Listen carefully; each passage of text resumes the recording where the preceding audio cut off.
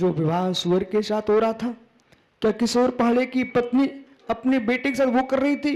वो हाथ पैर दबाए हुई थी, परंतु मुख में क्या डाल रही थी? छुरी नहीं, दवाई दे रही थी, क्योंकि बच्चा समझता नहीं है। उसको कड़वी दवाई पिलाना है तो माँ को कठोर व्यवहार करना पड़ता है, पर माँ बच्चे को पीड़ित करने के लिए नहीं कर रही थी। पुण्य सागर, वो माँ बच्चे को महान बनाने के लिए कर रही थी, उसको जीवन देना चाह रही थी। ऐसे ही गुरु जो है ना, शिष्य को डांट के रखते, प्रताड़ित करके भी रखे, तब भी मित्र शिष्य यदि ज्ञानी है तो ये समझे कि हमारे गुरु ने हमारे लिए ऊपर उठाने का विचार किया है। जो अज्ञानी होगा वो कुमुदनी का जीवन जिएगा, कमल रूप खिल नहीं सकता है। सूर्य का प्रचंड देकर कमल खिलता है, ऐसे गुरु की डांट को देख करके शिष्य खिल उठता है और सूर्यमुखी जैसा बदलता है। तो शिष्य क्या बोल रहा है? ये गुरु के ऊपर है भैया। शिष्य क्या बोल रहा है? निपुणासुम खलु सदगुरु, वह खल पुरुष श्रेष्ठ है। सुनो छात्रों, मुनिगणों, वो खल पुरुष श्रेष्ठ है जो मेरी एक की गलती 24 घंटे देखता रहता है और सबके सामने चिल्लाता रहता है। उसे बुरा नहीं मानना। मनीष, जो तुम्हारी गलती निकाल के रखे उसको अपना सदगुरु मान लेना, क्योंकि वो तुमको बिगड़ने नहीं देगा। निंदकों को पास में रखना चाहिए, निंदकों को पास में रखना चाहिए। वो निंदक का जो हो जाने। हे मित्र, निंदक तुम्हारे पास रहेगा तो निंदक नीरे राखिए, आंगन कुटी छवाए, बिन पानी बिन साबन, निर्मल करें स्वभाव।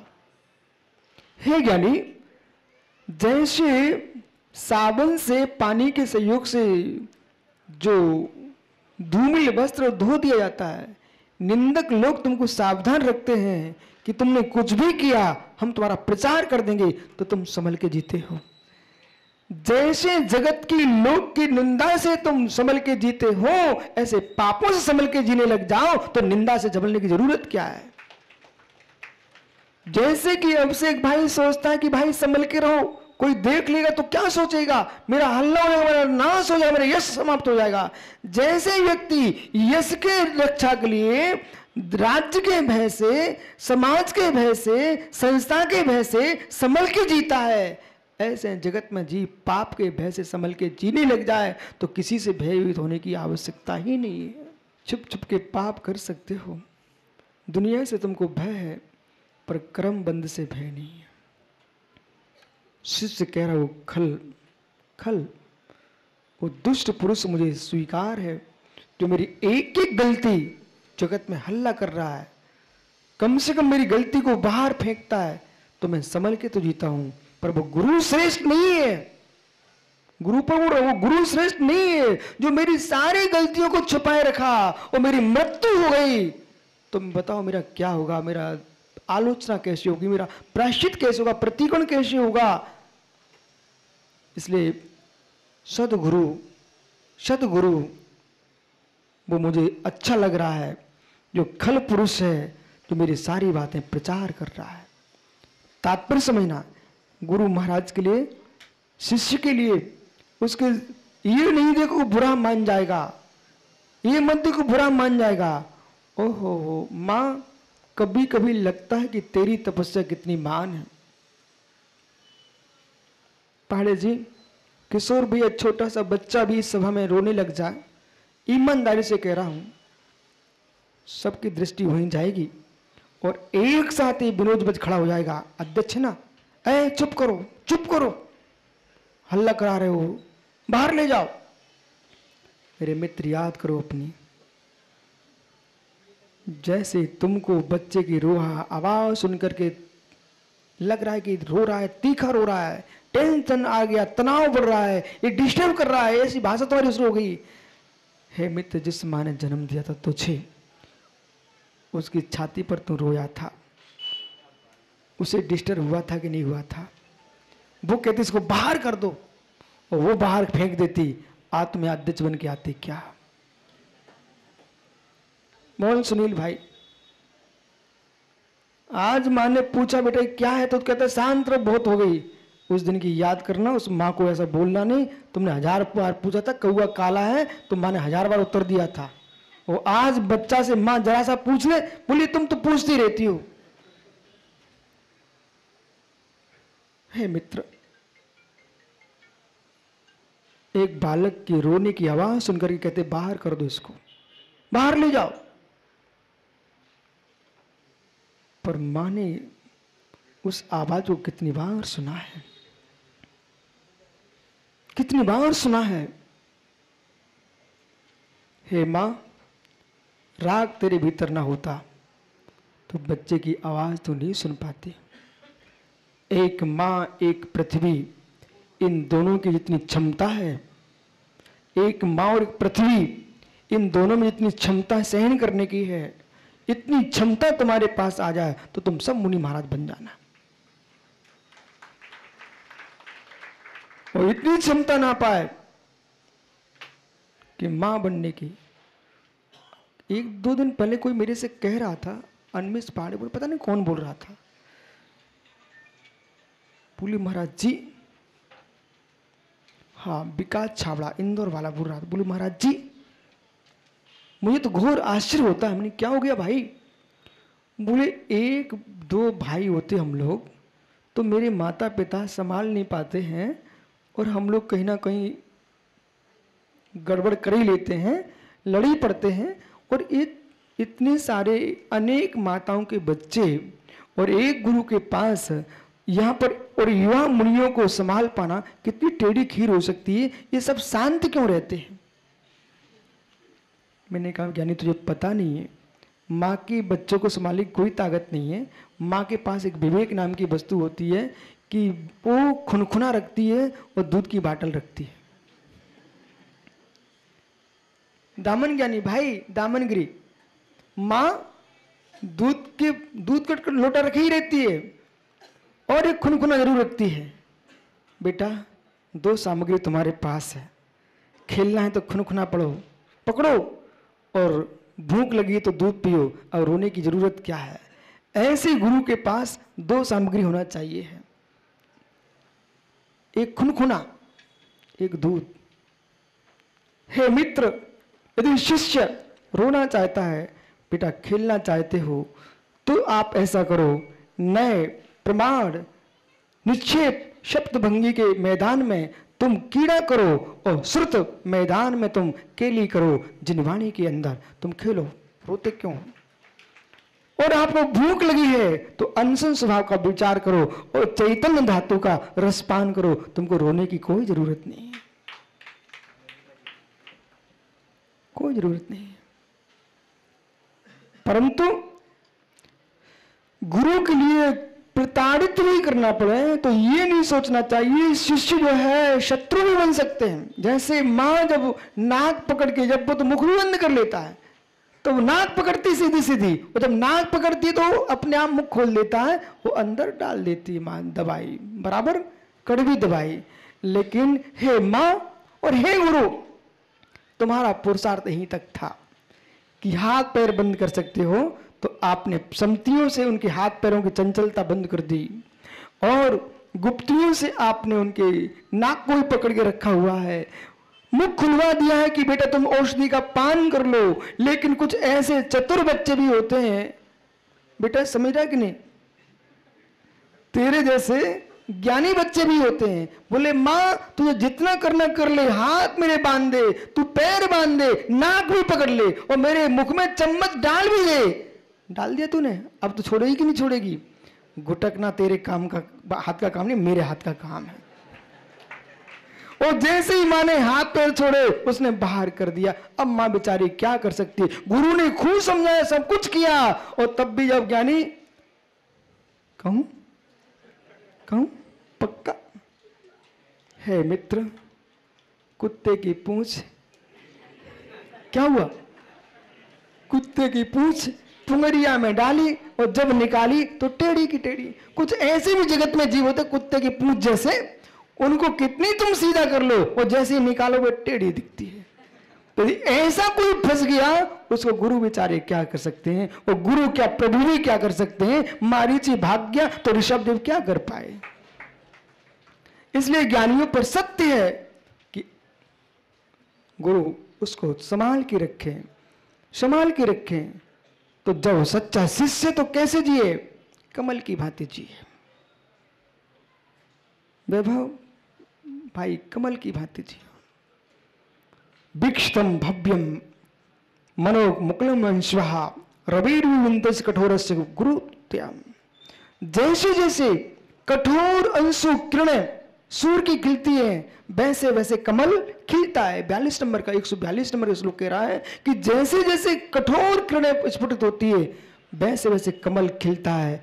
ऐसे गुरु का कठोर अनुशासन जैसे जैसे शिष्य को मिलता है, वो शिष्य कमल खिल उठता है। और बेटा ध्यान रखो, बंद कमल भगवान पारसनाथ स्वामी विराजमान है कि नहीं। जितने तीर्थंकर परमेश्वर हैं, जितने भगवान हैं, वे किस आसन पर बैठे हुए हैं, कमलासन पर। क्यों मित्र, वो कमल बंद है कि खिला हुआ है। तब पादो मम हृदय तपद्वैलीनम तिष्ठतु जिनेन्द्र तावत यावो निर्वाण संप्राप्ति। हे जिनेश्वर, आपके चरण कमल मेरे हृदय में हो, मेरा हृदय आपके चरण कमलों में रहे। कब तक, जब तक मुझे निर्वाण की प्राप्ति न हो। जितने परमात्मा है सब खिले कमल में है, अब से बंद कमल में नहीं। ये सत्य है क्या। ऐसे जितने ज्ञान का विकास होगा, संकुचित कमल में नहीं होगा। रवि प्रचंड हो और कमल खिले, प्रभु का वास हो। ऐसे शिष्य कमल के तुल्य है और गुरु प्रचंड सूर्य है, और सूर्य का तेज हो और कमल खिलने लग जाए। हे मित्र, विद्या देवी अपने आप तेरे कमल में विराजमान हो जाएगी, हो जाएगी। मित्र समय हो गया, बेचारों के बाल सफेद हो गए, समय हो गया पर खिजाब लगा बैठे हैं। समय हो गया है ज्ञानी, बत्ती से निकल गई, बत्ती से लगा ली, समय हो गया है। मित्र सत्य है, कितने ही उपकरण का प्रयोग कर लो, समय कह रहा है मैं जब हो जाऊंगा तो पहाड़ जैसे पहाड़ी को नहीं छोड़ा। वो टंगी तस्वीर देखो, 8 दिन नहीं हुए भैया, गोंदिया में थे। समय की ऐसी प्रचंडता रहती है। इसलिए मित्र, जब तक समय नहीं हुआ, समय हो रहा है, समय पूर्ण होने के पूर्व ऐसा कुछ करके जाओ कि समय तुम्हारी याद करता रहे।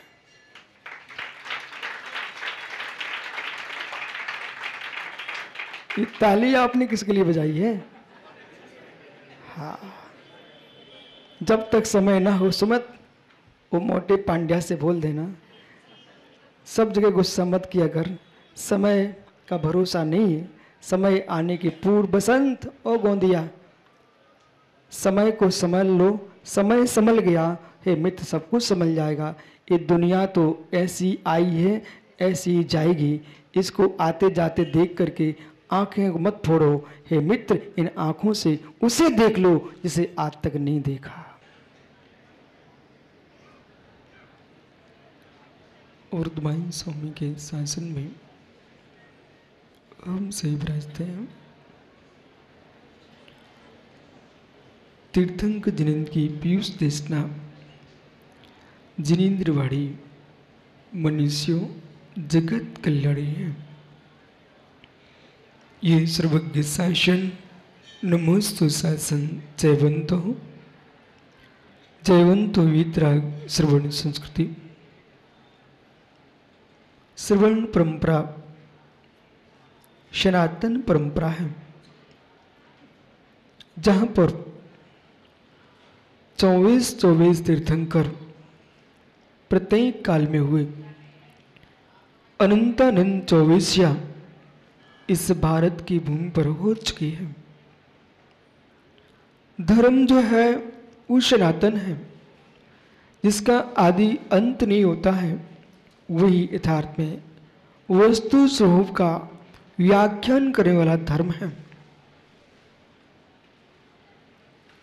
उस शासन को चलाने के लिए यदि आवश्यकता है किसी की, उसका नाम है शासन, ही उसका नाम है मित्र आगम। आगम ज्येष्ठा तदो ज्येष्ठा। कुंद स्वामी ने प्रवचन सारजी में एक गहरी बात की है। आगम चेष्टा जिसकी है वही जगत में श्रेष्ठ पुरुष है। जब तक श्रुत का प्रकाशन नहीं होगा, श्रुत नहीं होगा, साहित्य नहीं होगा, किसी भी दर्शन की यानी रक्षा संभव नहीं है। धर्म का रक्षण, संरक्षण, संवर्धन किससे है? उसका नाम आगम है। तीर्थंकर भगवान महावीर स्वामी के शासन काल में भगवान गणधर गौतम स्वामी हुए। गौतम स्वामी अनेक प्रकार के वेद वेदांत के ज्ञाता, पर